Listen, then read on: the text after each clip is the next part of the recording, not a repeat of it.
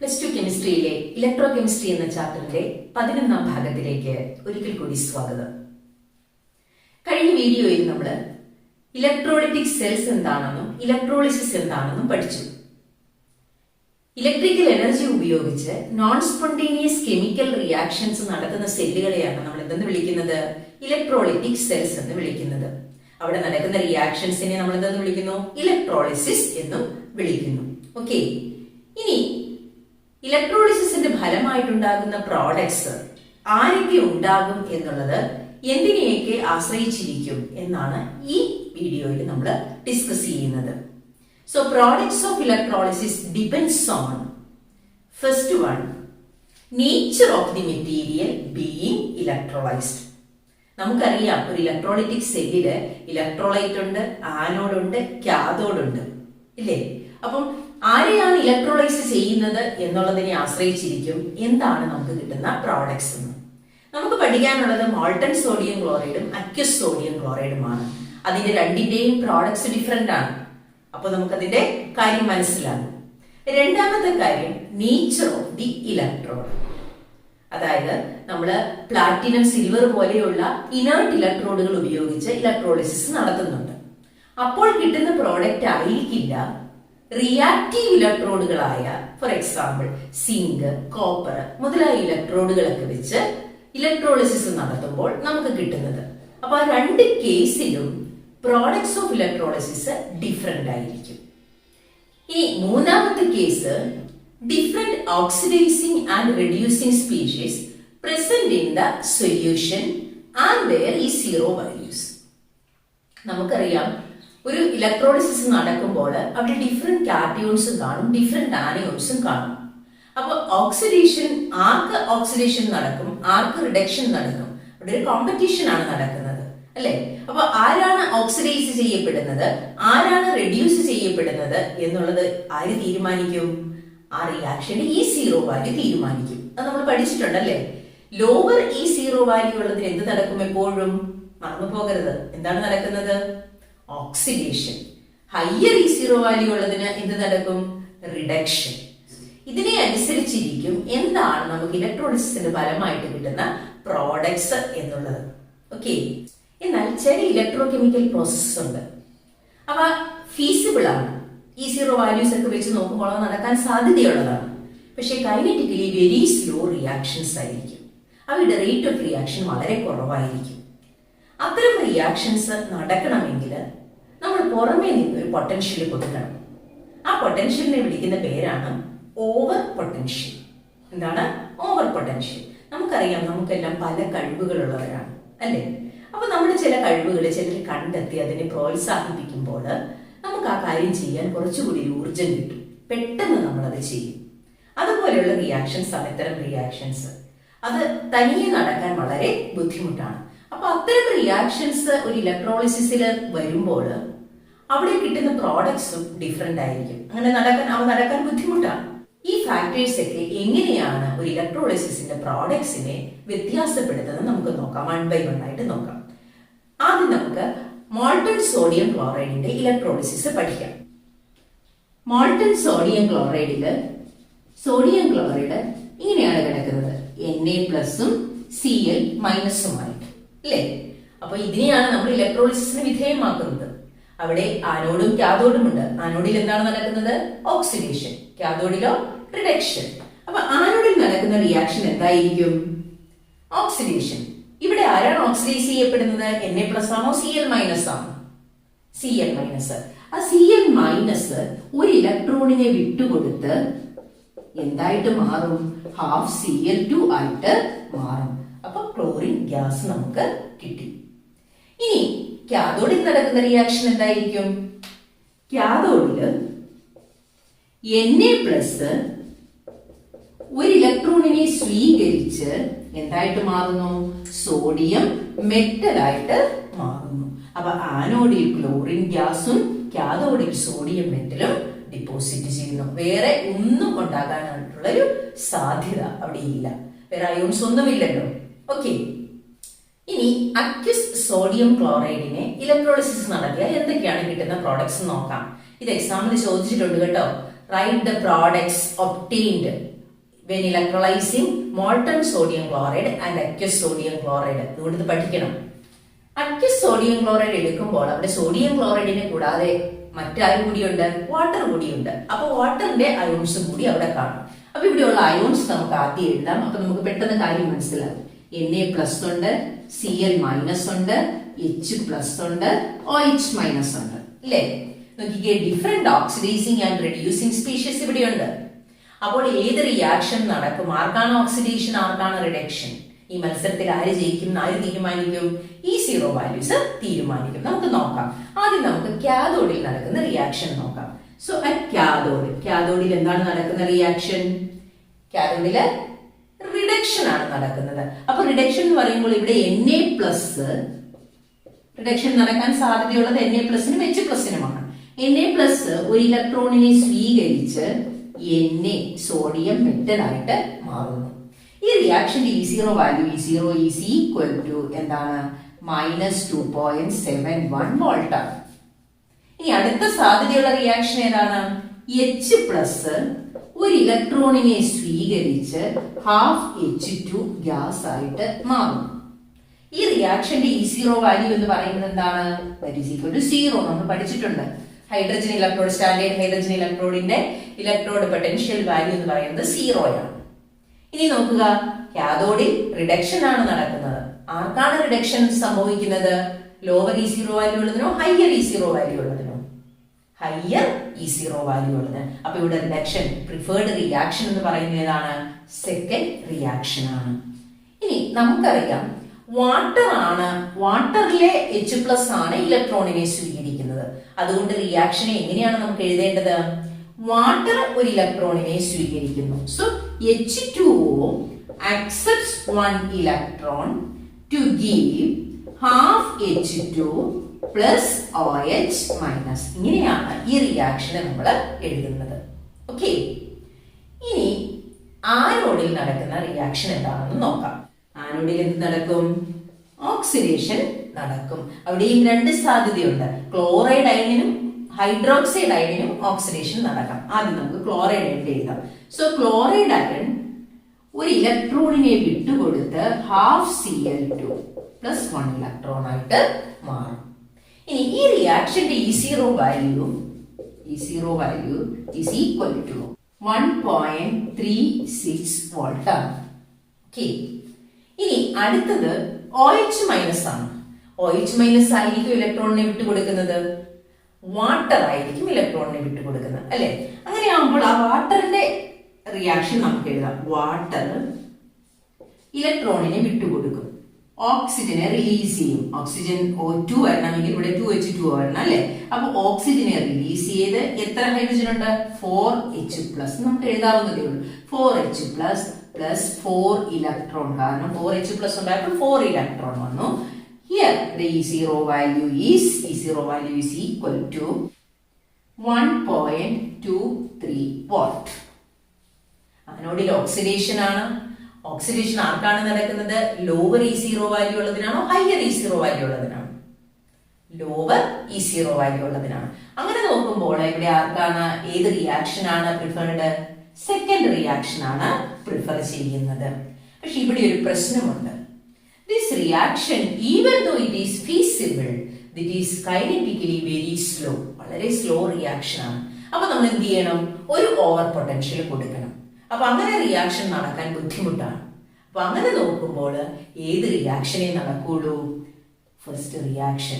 ഈ ക്ലോറിൻ ഉണ്ടാകുന്ന റിയാക്ഷൻ ആണ് ഇവിടെ നടക്കുന്നത്, ആനോഡിൽ നടക്കുന്നത്. ഓക്കെ, അപ്പം ആനോഡിൽ നടക്കുന്ന റിയാക്ഷൻ ക്ലോറിൻ ലിബറേറ്റ് ചെയ്യുന്നതും കാഥോഡിൽ നടക്കുന്നത് ഹൈഡ്രജൻ ലിബറേറ്റ് ചെയ്യുന്നതുമായിരിക്കും. നോക്കിക്കേ, പ്രോഡക്ട്സ് ഓഫ് ഇലക്ട്രോളിസിസ് വ്യത്യാസപ്പെട്ടത് കണ്ടോ? ഇനി നമുക്ക് ടോട്ടൽ റിയാക്ഷൻ ഒന്ന് എഴുതി നോക്കാം. ടോട്ടൽ റിയാക്ഷൻ എഴുതുമ്പോൾ എങ്ങനെ വരും? ഫസ്റ്റ് എന്താണ്? NaCl എന്തായിട്ട് മാറും? Na+ പ്ലസ് Cl- ആയിട്ട് മാറും. കാരണം NaCl അവിടെ ഉണ്ടല്ലോ.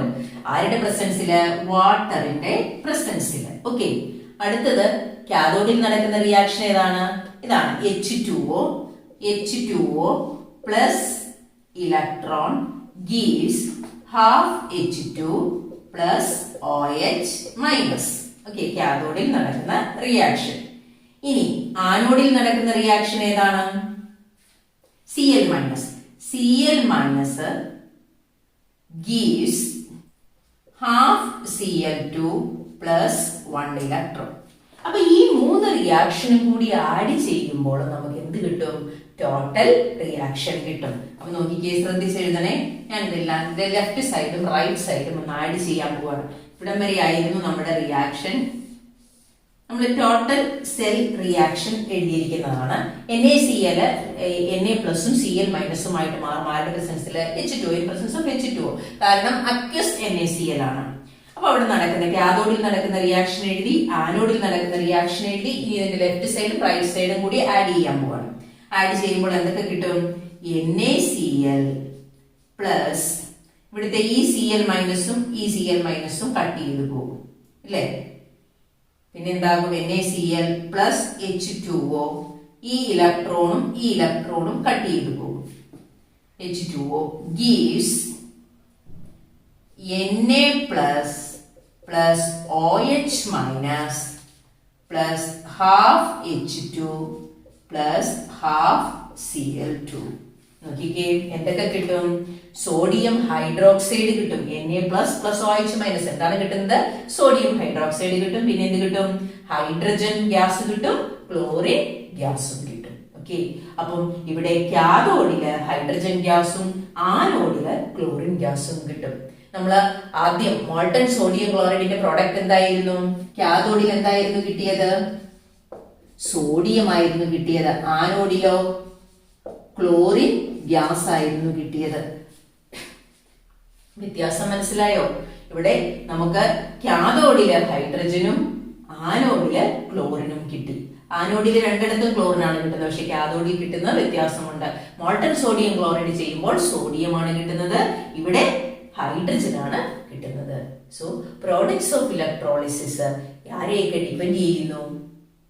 nature of the material being electrolyzed and the different oxidizing and reducing species present in the solution and their E0 values.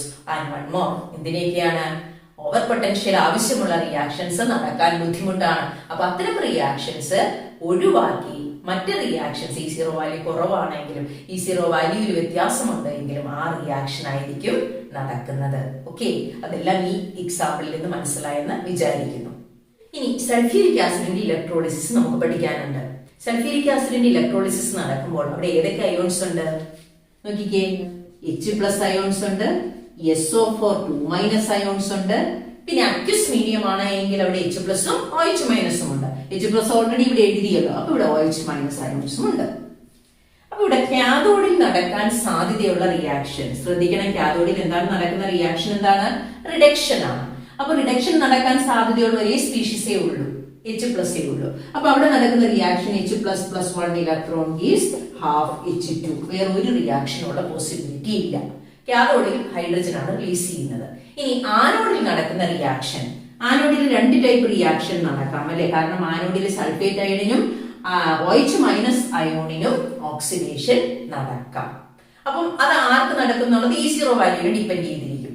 അങ്ങനെയാണെങ്കിൽ OH- അയോൺ ആരാണ് പ്രൊവൈഡ് ചെയ്യുന്നത്? വാട്ടർ ആണ് പ്രൊവൈഡ് ചെയ്യുന്നത്. അപ്പൊ നമ്മൾ ആദ്യം എഴുതിയ റിയാക്ഷൻ ഇല്ലേ, വാട്ടർ ഇലക്ട്രോണിനെ വിട്ടുകൊടുക്കുന്ന reaction. So H2O gives releases oxygen plus oxygen കിട്ടണമെങ്കിൽ 2 H2O.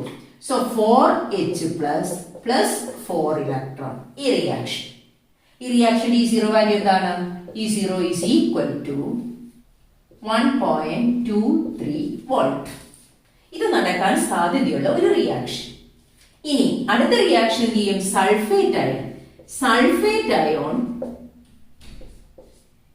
S2OH 2- sulphate ion S2OH 2- ആയിട്ട് മാറുകയും 2 ഇലക്ട്രോണിനെ റിലീസ് ചെയ്യുകയും ചെയ്യും. ഈ റിയാക്ഷന്റെ E0 വാല്യൂ എന്ന് പറയുന്നത് E0 is equal to 1.96 volt. അപ്പം E0 വാല്യൂ വെച്ചിട്ട് നമുക്ക് പറയാം ആനോഡിലെ ലോവർ E0 വാല്യൂ ഉള്ളതാണ് നടക്കുന്നതെന്ന് പറയാം. അങ്ങനെ നോക്കുമ്പോൾ ലോവർ E0 വാല്യൂ ഉള്ളത് ഏത് റിയാക്ഷൻ ആണ്? ഫസ്റ്റ് റിയാക്ഷൻ ആണ്.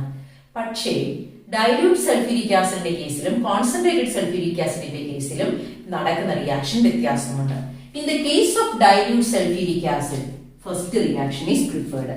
സോ ഡൈല്യൂട്ട് H2SO4 ആണ് നമ്മൾ ഇലക്ട്രോളിസിസിന് വിധേയമാക്കുന്നതെങ്കിൽ ഏതാണ് ആനോഡിൽ നടക്കുന്ന റിയാക്ഷൻ? വാട്ടർ ഇലക്ട്രോണിനെ വിട്ടുകൊടുത്ത് ഓക്സിജൻ റിലീസ് ചെയ്യുന്ന ഈ ഒരു പ്രോസസ്സാണ് ആനോഡിൽ നടക്കുന്നത്. ഇനി കോൺസെൻട്രേറ്റഡ് സൾഫ്യൂരിക് ആസിഡ് ആണ് നമ്മൾ എടുത്തിരിക്കുന്നതെങ്കിൽ ആനോഡിൽ നടക്കുന്ന റിയാക്ഷൻ ഏതാണ്? ഈ റിയാക്ഷൻ ആണ്. സോ കോൺസെൻട്രേറ്റഡ് H2SO4 പഠിച്ചു വെക്കണം കേട്ടോ. ഓക്കെ, ഇനി നമ്മൾ പറഞ്ഞു നേച്ചർ ഓഫ് ദി ഇലക്ട്രോഡ് അനുസരിച്ച് പ്രോഡക്ട്സ് ഓഫ് ഇലക്ട്രോളിസിസ് മാറുന്നു. അപ്പം അതെങ്ങനെയാണെന്ന് ഒരു ചെറിയ എക്സാമ്പിൾ എടുത്ത് നമുക്കൊന്ന് നോക്കാം. നോക്കിക്കേ, electrolysis of copper sulphate using platinum electrode. Platinum electrode inert electrode ആണ്. അത് ഉപയോഗിക്കുമ്പോൾ എന്താണ് ഇവിടെ നടക്കുന്ന റിയാക്ഷൻ നോക്കാം. ഇവിടെ കോപ്പർ സൾഫേറ്റ് സൊല്യൂഷൻ ആണ്. കോപ്പർ സൾഫേറ്റ് സൊല്യൂഷൻ എന്ന് പറയുമ്പോൾ അവിടെ Cu2+ അയോൺസ് ഉണ്ട്, SO4 2- അയോൺസ് ഉണ്ട്, കൂടാതെ H+ അയോൺസ് ഉണ്ട്, OH- അയോൺസ് ഉണ്ട്. ഓക്കെ, അപ്പൊ കാഥോഡിൽ നടക്കുന്ന റിയാക്ഷൻ എന്താണ്? പറഞ്ഞു നോക്കിക്കേ, കാഥോഡിൽ എന്ത് നടക്കും? റിഡക്ഷൻ നടക്കും. റിഡക്ഷൻ നടക്കുന്ന ആർക്കാണ്? Copper 2+ അയോൺസിനും H+ അയോൺസിനും. നമുക്കറിയാം കോപ്പർ 2+ അയോൺസിന്റെ E0 വാല്യൂ എന്ന് പറയുന്നത് 0.34 വോൾട്ട് ആണ്. നമ്മൾ പഠിച്ചതാണ് അല്ലെ ഡാനിയൽ സെല്ലില്, ഓർക്കുന്നില്ലേ? E0 value of copper Cu2+ 2 electron gives Cu. ഈ റിയാക്ഷന്റെ E0 വാല്യൂ എന്ന് പറയുന്നത് എത്രയാണ്? 0.34 വോൾട്ട് ആണ്. നമ്മൾ പഠിച്ചതാണ്. ഇനി ഇവിടെ മറ്റൊരു പോസിബിലിറ്റി ഉള്ളത് എന്താണ്? H+ ഒരു ഇലക്ട്രോണിനെ സ്വീകരിച്ച് എന്തായിട്ട് മാറും? ഹാഫ് H2 ഗ്യാസ് ആയിട്ട് മാറും. ഇതിന്റെ E0 വാല്യൂ 0 ആണെന്ന് നമുക്കറിയാം. അങ്ങനെയാണെങ്കിൽ റിഡക്ഷൻ ആർക്ക് നടക്കും? ഹയർ E0 വാല്യൂ ഉള്ളതിന് നടക്കും. അപ്പൊ ഇവിടെ കിട്ടുന്നത് ഫസ്റ്റ് റിയാക്ഷൻ പ്രിഫർ ചെയ്യും, കോപ്പർ ഡിപ്പോസിറ്റ് ചെയ്യും എവിടെ? കാഥോഡിൽ. ഇനി ആനോഡിൽ എന്ത് നടക്കും? ഓക്സിഡേഷൻ നടക്കും. നിങ്ങളൊന്ന് പറഞ്ഞു നോക്കിക്കേ, ആനോഡിൽ ആരാണുള്ളത്? SO4 2- അയോണും ഉണ്ട്, OH- അയോണും ഉണ്ട്. OH- അയോൺ അല്ലേ? OH- അയോണിനെ ആര് കൊടുക്കുന്നു? വാട്ടർ കൊടുക്കുന്നു. അപ്പൊ വാട്ടറിൽ നിന്നാണ് ഇലക്ട്രോൺ പോകുന്നത്. സോ വാട്ടർ ഇലക്ട്രോണിന് നമ്മൾ ആദ്യം എഴുതിയ റിയാക്ഷൻ, 2 മോളിക്യൂൾ വാട്ടർ എടുത്ത് 1 മോളിക്യൂൾ ഓക്സിജൻ ഉണ്ടായി, 4H+ 4 ഇലക്ട്രോൺ. ഈ റിയാക്ഷന്റെ E0 വാല്യൂ എന്ന് പറയുന്നത് 1.223 വോൾട്ട് ആണ്. ഓക്കെ, ഇനി അടുത്തത് സൾഫേറ്റ് അയോൺ. അതും നമ്മൾ കണ്ടതാണ്. സൾഫേറ്റ് അയോൺ 2 സൾഫേറ്റ് അയോൺ ഇലക്ട്രോണിനെ വിട്ടുകൊടുത്ത് S2O8 2- 2 ഇലക്ട്രോൺ ഉണ്ടാകും. ഇതിന്റെ E0 value is equal to 1.96 volt ആണ്. ആനോഡിൽ ഓക്സിഡേഷനിൽ നടക്കുന്നത് E0 വാല്യൂ ഹയറിനാണോ ലോവറിനാണോ ഓക്സിഡേഷൻ? ലോവറിനല്ലേ. So which reaction is preferred? The first reaction is preferred. അപ്പൊ വാട്ടർ ഓക്സിജനെ റിലീസ് ചെയ്യുന്ന ഈ ഒരു റിയാക്ഷൻ ആണ് ആനോഡിൽ നടക്കുന്നത്. ഇവിടെ പ്രോഡക്റ്റ് വ്യത്യാസപ്പെട്ടത് കണ്ടോ? ഇവിടെ പ്രോഡക്റ്റ് കാഥോഡിലെ കോപ്പറും ആനോഡില് എന്താണ്? ഓക്സിജനും റിലീസ് ചെയ്തു. Electrolysis of copper sulphate using platinum electrode. ഇനി നമ്മൾ copper sulphate using copper electrode ഏതാണ്? Copper sulphate using copper electrode. ഈ റിയാക്ഷൻ നമ്മൾ കണ്ടതല്ലേ കഴിഞ്ഞ വീഡിയോയില്? Purification of copper. ഇംപ്യൂർ കോപ്പറിനെ ആനോഡായിട്ടും പ്യുവർ കോപ്പറിനെ കാഥോഡായിട്ടും നമ്മൾ എടുത്ത് അവിടെ കോപ്പർ സൾഫേറ്റ് സൊല്യൂഷൻ ആണ് എടുത്തത് അല്ലെ? കോപ്പർ ഇലക്ട്രോഡുകൾ കോപ്പർ ആണ് എടുത്തത്, ശരിയല്ലേ? അവിടെ നടക്കുന്ന റിയാക്ഷൻ എന്തായിരുന്നു? അവിടെയും കോപ്പർ അയോൺസ് ഉണ്ട്. എന്ത് സംഭവിക്കും? ആനോഡിൽ എന്ത് നടന്നു? ഇംപ്യൂർ കോപ്പർ എന്തായിട്ട് മാറി? Cu2+ 2 ഇലക്ട്രോൺ ആയിട്ട് മാറി. ഇനി കാഥോഡിൽ എന്താണ് നടന്നത്? കാഥോഡില് Cu2+ അയോൺസ് ആ 2 ഇലക്ട്രോണിനെ സ്വീകരിച്ച് എന്തായിട്ട് മാറി? കോപ്പർ ആയിട്ട് മാറി. നോക്കിക്കേ, ഇലക്ട്രോഡുകളെ വ്യത്യാസപ്പെടുത്തി ഉപയോഗിച്ചു കഴിഞ്ഞപ്പോൾ പ്രോഡക്ട്സും വ്യത്യാസപ്പെട്ടത് കണ്ടോ? ഇവിടെ പ്രോഡക്ട്സ് കാഥോഡിൽ കോപ്പറും ആനോഡിൽ ഓക്സിജനുമാണ് കിട്ടിയത്. ഇവിടെ നോക്കിക്കേ, ആനോഡ് ഇറ്റ്സെൽഫ് ഓക്സിഡൈസസ്, ആ ഇലക്ട്രോഡ് തന്നെ ഓക്സിഡേഷന് വിധേയമായി. So the products of electrolysis varies with the nature of the electrode. Okay. അപ്പോൾ ഇന്ന് എന്തൊക്കെയാണ് നമ്മൾ പഠിച്ചത്? പ്രൊഡക്ട്സ് ഓഫ് ഇലക്ട്രോളിസിസിനെ അഫക്ട് ചെയ്യുന്ന ഫാക്ടേഴ്സ് ഏതൊക്കെയാണെന്ന് പഠിച്ചു. ഇലക്ട്രോഡുകൾ മാറുന്നതിനനുസരിച്ച് different oxidising and reducing species മാറുന്നതിനനുസരിച്ച് അവയുടെ E0 വാല്യൂസിൽ ഉണ്ടാകുന്ന വ്യത്യാസം അനുസരിച്ച് നമ്മൾ എടുത്തിരിക്കുന്ന ഇലക്ട്രോലൈറ്റിനെ അനുസരിച്ച് എല്ലാം ഇലക്ട്രോളിസിന്റെ പ്രോഡക്ട്സ് വ്യത്യാസപ്പെടുന്നു എന്ന് കണ്ടു അല്ലേ. ഇനി ഈ ഭാഗത്ത് നിന്ന് വരാൻ സാധ്യതയുള്ളതും ഇതിനു മുമ്പ് ചോദിച്ചിട്ടുള്ളതുമായ ക്വസ്റ്റ്യൻസ് ഇത് എഴുതി പഠിക്കുക. Okay, write down the products of electrolysis of molten sodium chloride and aqueous sodium chloride and account for it. എന്ത് കാരണം കൊണ്ടാണ് ആ പ്രോഡക്ട്സിൽ വ്യത്യാസം വരുന്നതെന്ന്. Okay, now second question, mention the factors affecting the product of electrolysis. Okay, അപ്പൊ ഇന്ന് നമ്മൾ discuss ചെയ്ത ടോപ്പിക്ക് നിങ്ങൾക്ക് നന്നായിട്ട് മനസ്സിലായിട്ടുണ്ടെന്ന് വിചാരിക്കുന്നു. നിങ്ങളുടെ അഭിപ്രായങ്ങൾ അറിയിക്കണം. And thank you for watching.